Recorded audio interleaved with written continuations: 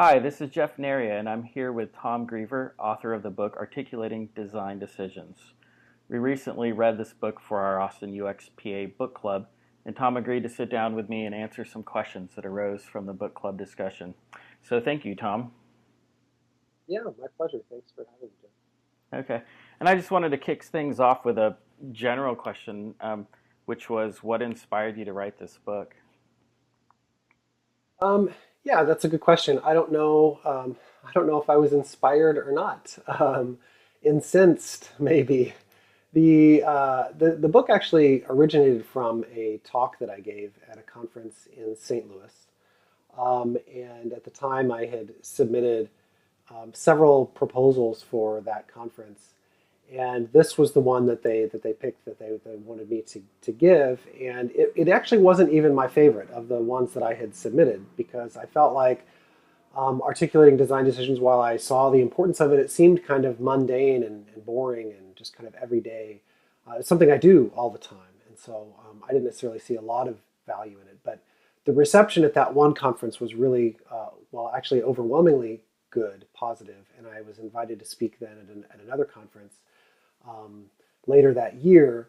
And the response at that conference was also really good. And I realized the more that I talked to people about this topic, I realized that this is not only is it of critical importance to our jobs as designers, but it's something that not everyone does really, really well. And I think I kind of struck a chord with some people that found value in what I was saying. So um, O'Reilly asked me to write the book based on my conference talk, and so that's kind of how it came to be a book. Okay, great. Yeah, the title certainly resonated with me. I felt like I was feeling that pain in my organization, and the way our book club works is we typically take about 6 or 7 books and let people vote on what we read each month. And this one definitely was a popular choice, or the most popular choice. So I'm guessing it resonated a lot with our membership as well.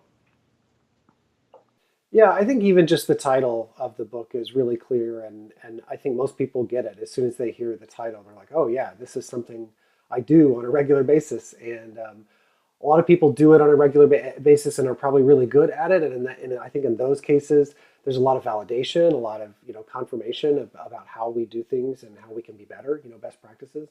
But for a lot of newer people that may not have as much experience doing this, hopefully this kind of help them avoid some of the things or mistakes maybe that I've made in my career. Yeah, for sure. And I found that I found that sometimes I do it on a daily basis, but you do, I think, take the design process for granted and don't necessarily think about the specific justifications for each little micro decision that you make. So having this kind of articulated in a explicit way is, I found very helpful. I just kind of wanted to jump into some specific questions about the book now.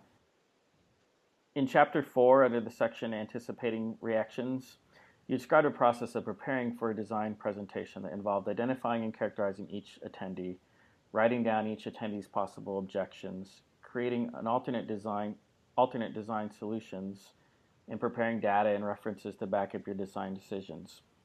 This process was met with some resistance by our group because while it sounded great, it seemed like it would require a significant amount of time that may not be available in every situation. So I was wondering, could you provide a rule of thumb recommendation for how much time a designer should devote to this process given a particular project size? Well, I don't think it really the project size is probably irrelevant. The people are the important part, the people that we're communicating with. I think Okay. that that and I say this in the preface of the book that yeah, when you read some of this, it seems like you might need weeks to prepare for even the simplest of presentations or conversations. But I think that the book intends to propose um, sort of making a lot of these principles a regular part of our workflow, so that we don't have this overhead of having to do this in preparation for every single meeting, right? I mean, hopefully we already have alternate design solutions. Hopefully throughout the process as we work with people, we're already kind of keeping top of mind what their objections are. You know, we were in a meeting with them last week. We know what they objected to last week. We can keep those things in mind. And ideally, we're already using data and other reference material to back up our decisions. So I think in a perfect world, those things are kind of being done throughout our process. They've become a part of our process. And so it's not a matter of stopping your design work and then spending a week getting all this stuff together. It's a matter of making sure that we're doing these things all along so that when it comes time to talk to someone, even in an impromptu hallway conversation, water cooler meeting, you have all this information kind of on the tip of your tongue and you're prepared to defend your design decisions regardless of the size of the project. Now, I think what you're alluding to is that some meetings are definitely going to be more important than others, right? That hallway conversation may not require the same level of detail that a presentation to an executive board would. And so I find that the number of people and the importance of the people in our organizations kind of dictate how much time we might want to spend preparing for these meetings. Okay, that sounds fair. And then I guess I'm curious, would your recommendation be any different whether a designer is working embedded on a product team versus whether they're working in an agency or consultancy? No, not really. The principles for articulating design decisions are going to be the same regardless of the environment that you're in.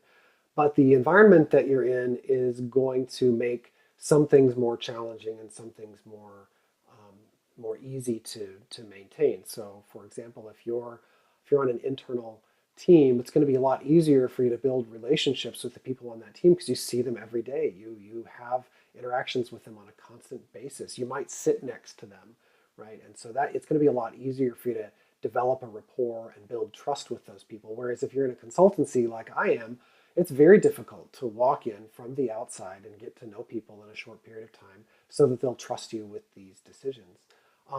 The reverse of that, though, I think, is that sometimes we don't value the people on our own teams nearly as much as kind of that outside expert opinion. And this is actually common, and I've been on both sides of the table here, but you know, you could be on an internal team and your executives don't, for whatever reason, your family, right? Like they don't trust your decisions, but they could hire a consultant to come from the outside and say the exact same thing that you've been saying, and all of a sudden it's like the best thing ever, right? And so those environments make some of these things more challenging in different ways, but the principles I think are all the same. Okay, great. And you had actually just answered another question that I was going to ask, so I don't think I need to ask that. But I do want to kind of shift directions, I guess. And in chapter 4, you introduced the concept of a ringer, which is someone you can bring into a meeting who you know will be on your side and can bolster support for an idea. And you mentioned that a designer can and should look for these ringers outside of their teams. And I was just curious, what is the most unconventional or unexpected ringer that you've brought into a meeting, and how did that go? Um, you know, I don't know if I would say that I've ever done anything like really unexpected or unconventional. I mean, most of the time I'm just borrowing people from other teams that I know to be well respected within the organization. So often these are people that I've met. It might just be another designer on a different product team. It might be someone on my own team, right? The concept of having someone else in your meeting to back you up doesn't have to be an unusual circumstance. It could be your designer buddy that you sit next to that just going to come to your meeting, right? But the more people that we have in the room to agree with us, the more experts we have in the room to agree with us, the more likely we are to help the decision makers understand and agree with our decisions. I mean, in my case, probably as far as I've ever gone is just to grab up a product owner from another team that I knew was kind of sympathetic to the challenges we were having on a project. And I asked her to come to our meetings. And beforehand, we went through all the designs and she was kind of aware of the constraints and what we wanted to do. And she agreed with our approach and she showed up. And because she was well respected in the organization and she knew some of the other executives in the room really well, they listened to her more easily than they would have listened to me alone. And so I think having her in those situations was really invaluable. I might not have been able to um, accomplish what we wanted to accomplish if it hadn't been for her help. Great. Thanks. Um, so my edition of this book came out in September of 2015, so not quite a year ago. Since then, have you had any additional insights or glaring omissions that you wish you would have included in the book? Yeah, there are a few things that didn't make it into the book, and that I think, given the opportunity, I might either add or clarify. One of those things is about setting context in these meetings. So I don't go into that at all in the book, and I think it's an important part of the meeting process that when you start these conversations with people, you need to help them understand where you are in the project, right? So that they can know what kinds of feedback you expect. A big One of the biggest challenges is putting a wireframe up on the wall and people reacting with disgust because it looks messy and awful. And in which we're like, well, that's just a wireframe. It's kind of supposed to look horrible right now, right? We're just sketching ideas. And I think setting that context at the beginning and helping them understand here's where we are.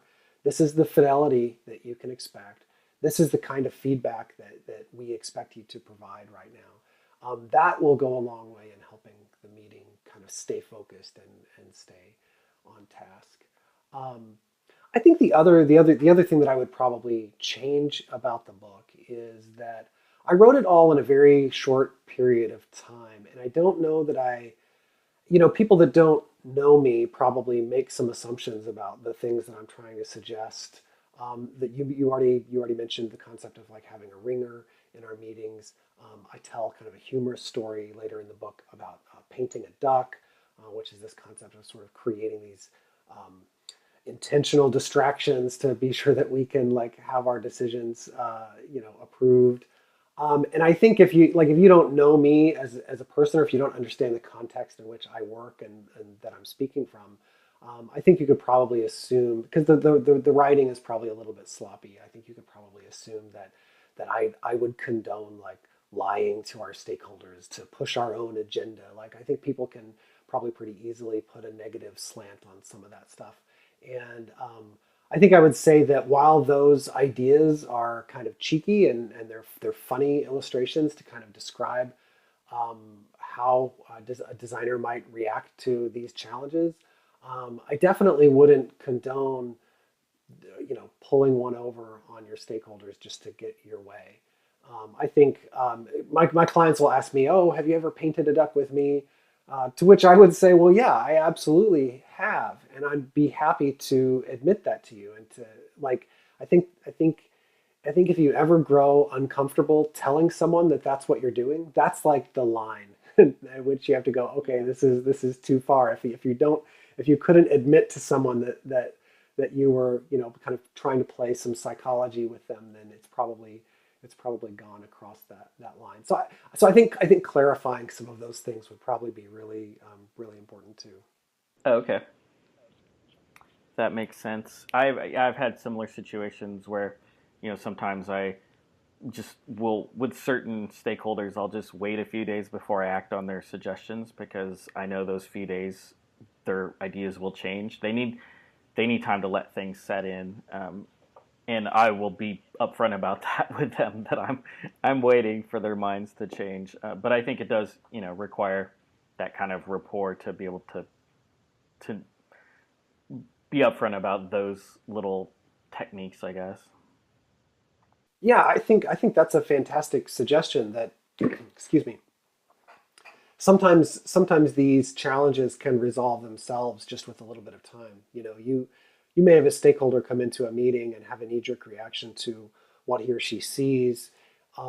Only a few days later to have them, if they were to look at it with a fresh set of eyes or see it again later, they may have a different perspective. And so I think that's absolutely a valid way of approaching that problem, is to just give it a couple of days, come back to it again, and see where you're at.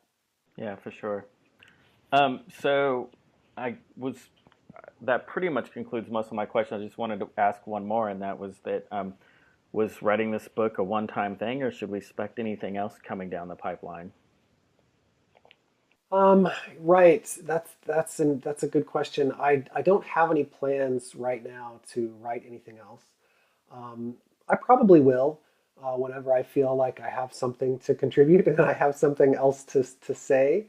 I know for sure my wife is not anxious for me to jump into another book project. Writing a book is incredibly time consuming and difficult and is a labor of love. So I'm definitely open to that. I think I would probably enjoy writing another book, but I'm kind of waiting to see if there's some other content or some other ideas that I could contribute to the industry that would be valuable. Okay, great. Um, well, I thank you for taking the time to speak with me today, and I'm sure our book club membership will find this recorded version valuable. So, thank you, Tom.